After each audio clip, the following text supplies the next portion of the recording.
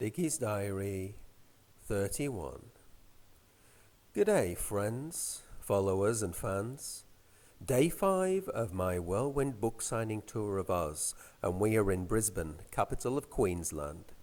Queensland has a reputation for strong winds and flooding due to the seasonal cyclones that ravage its coast. We witnessed some of that while we've been here, I can tell you.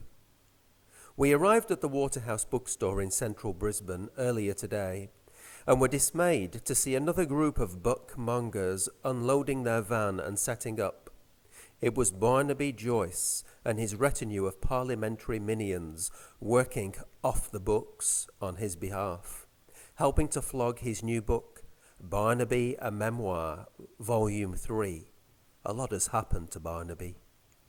We jostled and argued over who had the privilege of front of store. After checking his phone, he genially gave way and allowed us to set up our table just outside the front door, guaranteeing first access to the punters. In the meantime, he instructed his MP's office minions to set up inside the store. Result to us, first blood. However, Barnaby is obviously better oriented to the weather conditions here in Brisbane, and we soon found out why he had given way. After about 35 minutes, the wind started to pick up. The covers of the books on top of the piles began to flutter. Then whole books began to blow off. Each one of us had each hand and a chin on top of the books to stop them from blowing away. It must have looked quite a sight like demented puppeteers we were. We persevered for half an hour, but then my hair began to get blown out of shape. Enough was enough, and we packed up and headed indoors to set up at the very back of the store. Team Barnaby were in stitches. They thought it was hilarious. Result to them, I guess.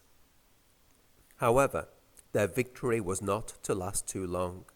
Shortly after that, Barnaby's latest squeeze, Vicky Campion, came into the store with their new baby. She was not best pleased. She had received an SMS from Barnaby's new PA telling her that she was carrying Barnaby's baby, and they were going to move in together and subsequently get married. Not again, Barnaby.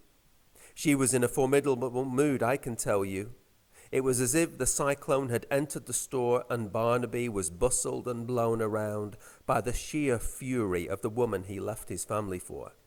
His team packed up pretty sharpish and left with their tails between their legs.